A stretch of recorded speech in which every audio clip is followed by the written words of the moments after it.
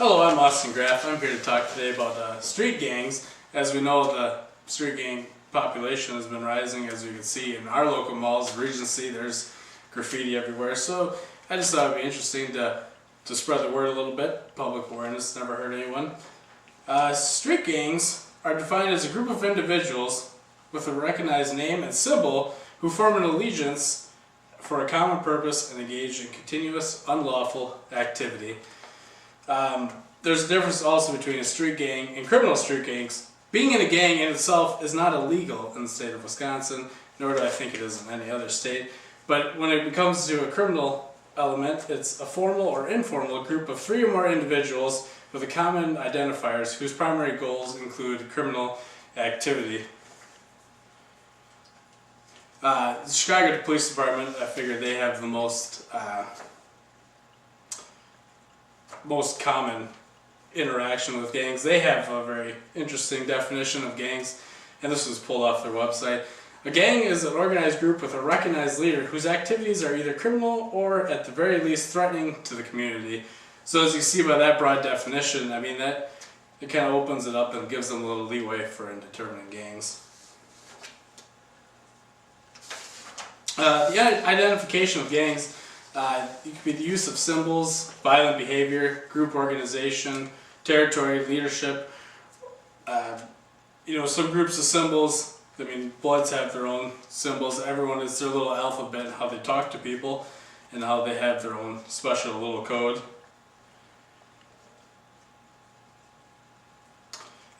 Gangs have been in existence in the United States for more than this country's histories. Gang studies actually began in the 1920s when you had the infamous Italian gangs and all of them, and especially in Chicago and New York and the big cities. Belonging to a gang itself, as I stated earlier, is not illegal. However, the activity they engage in usually is. There's an estimated 33,000 gangs in the United States currently at this moment, and gang sizes can range from anywhere from a few members to 50,000 members when you get into the larger gangs. In the 1980s, the United States really started making studies and trying to interpret and how to crack down on gangs. Many people believe that street gangs from Los Angeles and Chicago migrated into previously unaffected cities and towns. The reason is to fan out across the nation is to establish drug sales and franchises. As my one teacher stated, if you're in Chicago in a gang, you're a little fish in a big pond. You move to a smaller area, say Dubuque, Platteville, you're a big fish in a little pond. That gives you a lot more area to work with. Gangs also are considered highly organized and establish new markets in areas where law enforcement is less sophisticated in recognizing and responding to gang activity. So there again, smaller towns they've been able to be more successful because of the lack of knowledge and how to interpret some of the signs from these gangs. Reasons for joining a gang, I mean there's a lot of them. As upstanding people, we always sometimes don't see the benefits to it because we don't look past that. However, material reasons, money, drugs, those all can be a reason for somebody who's maybe in poverty or just looking for some support from people. Recreation, a lot of the youth, they see it as a way of lifestyle. They hang out with their friends. Also, a lot of the people, it's a place of refuge for them and a camouflage. It allows them to kind of blend in, to fit in with groups of people. Also, it offers some physical protection. Maybe some people, if you're by yourself, you're not as strong as if you're with 10 of your buddies. Also, it's a good resistance from your parents and society, so that's also sometimes the reason. And commitment to the community, as often as we don't see that, from our perspectives. A gang is part of the community, especially you go into the Los Angeles area where there's thousands of gangs in South Central. Let's look at youth and gangs. In places with gangs, between 6 and 30% of youth may join a street gang. Of this percentage, adolescents between 13 and 15 years old usually participate for a year or less. Males and members of racial ethnic minority groups are more likely to become involved with a gang. Youth and gangs commit to a disproportionate amount of most types of crime. In the United States, 8% of youth are in gangs by the age of 17, which is a very staggering number. Ethnicity in gangs.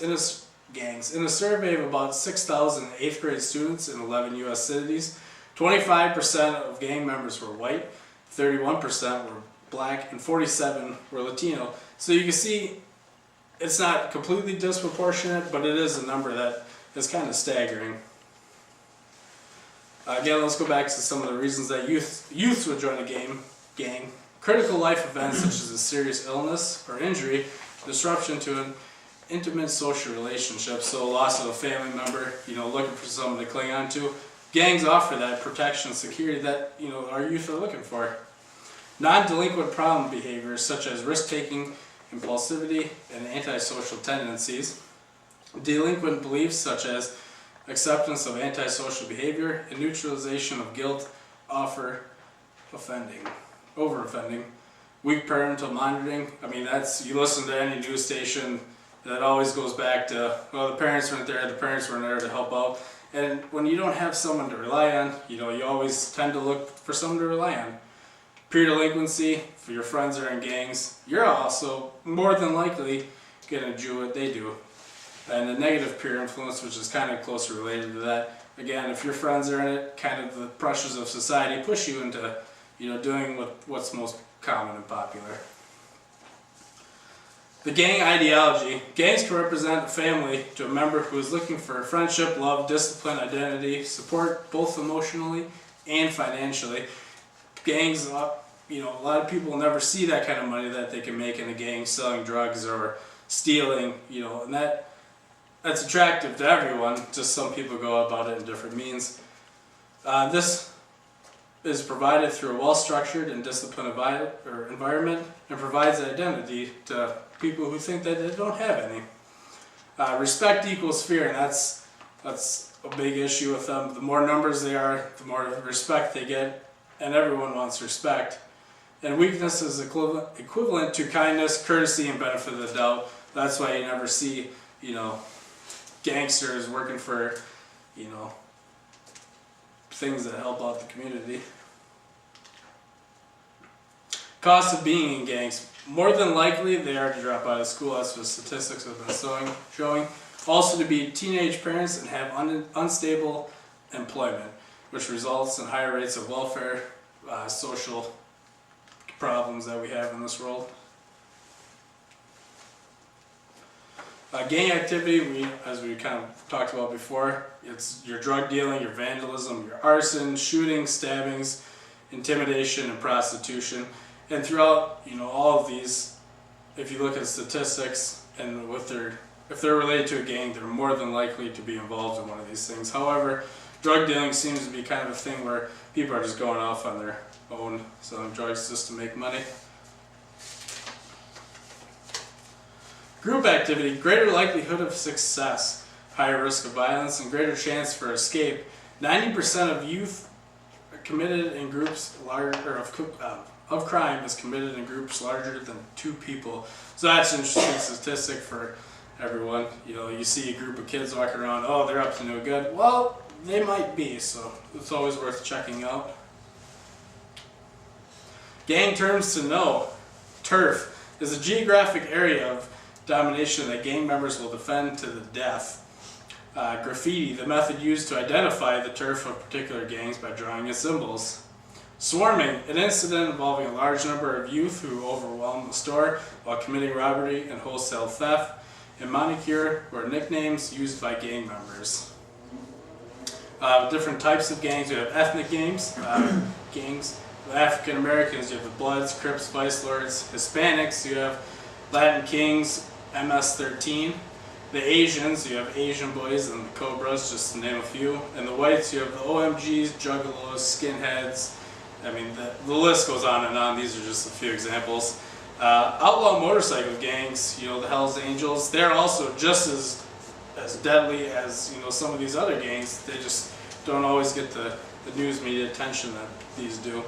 And then sovereign citizens, the people who believe that, we don't have to pay taxes, we're our own little group. They're just as bad as other gangs. to identify gangs, the monikers, the nicknames used, that's one source of identification. Colors. Colors can be worn through your shirt, socks, pants, you name it. Anything that has your colors, whether they're orange or purple and yellow, you name it.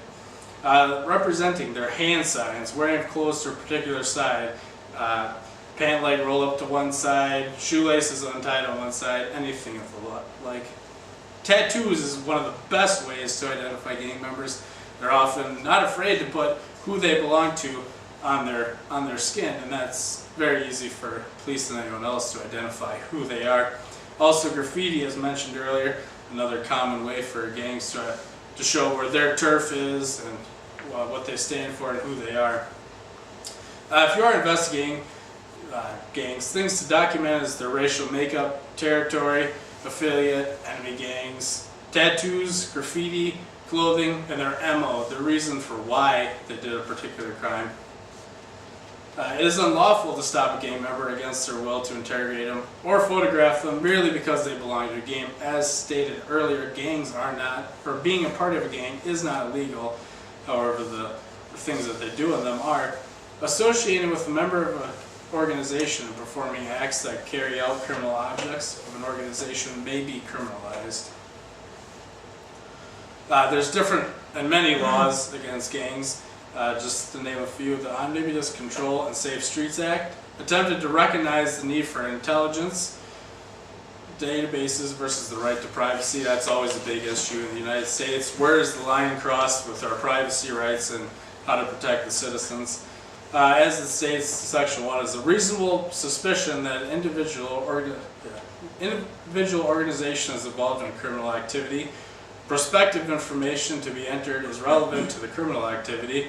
Information does not include information about political, religious, or social views associated with or activities except where such information relates directly to the criminal activity that is based for focusing on individuals or groups.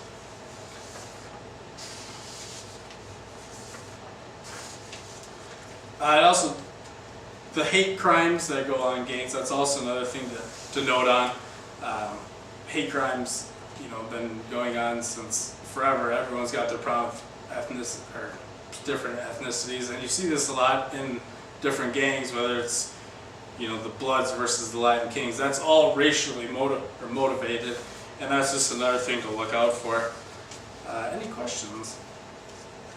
Nope. Thank you. How about gang initiations? It depends on the gang, but that's kind of interesting what they do for them. A lot of them that I've researched, it's either killing someone or doing something,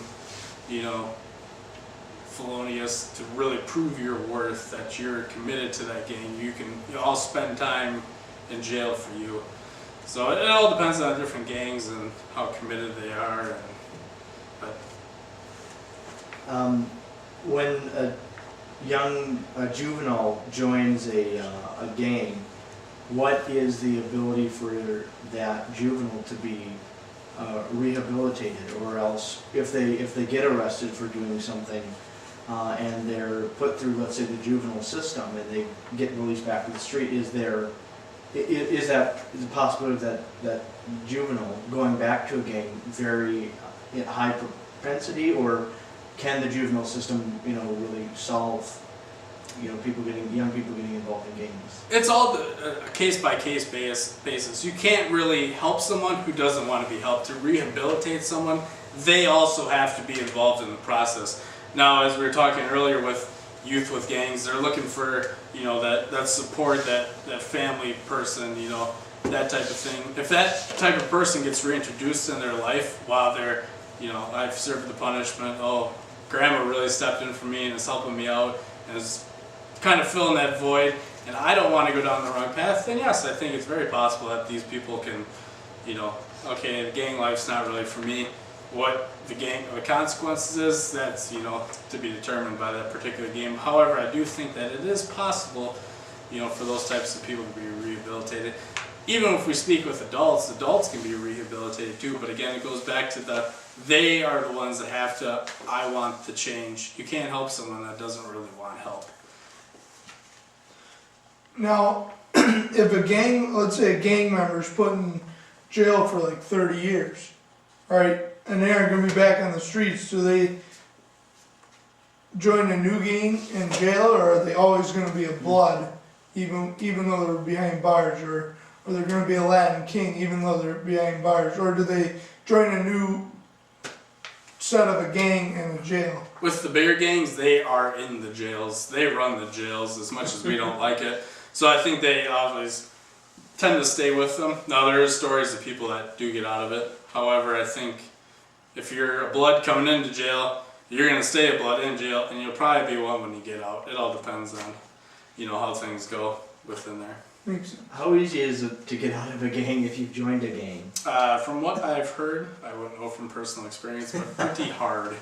That's usually an offense punishable by death in their eyes, or your family, or other things like that. So pretty hard, but it's a lot easier. Would you agree that, the middle and upper class Americans that are using drugs illegally, whether they be prescription drugs or cocaine and things like that, that they're purchasing from the gangs, are encouraging gang activity to continue by giving them the money, the quick money that they need? As much as society looks down on the gangs, would you agree that in a way society is also encouraging some of this illegal sales of drugs and things like that? Society definitely does feed the problem, and we could sit on our news stations and talk bad about them and the gangs of this and the gangs of that, but it's the same type of people that are, like you said, contributing to the problem. If the middle-aged white guy doesn't go buy crack from his dealer that's in a gang, that's $100 that they don't have, and if that keeps happening, the less money they have, the less money that they are going to be able to have to operate on. So.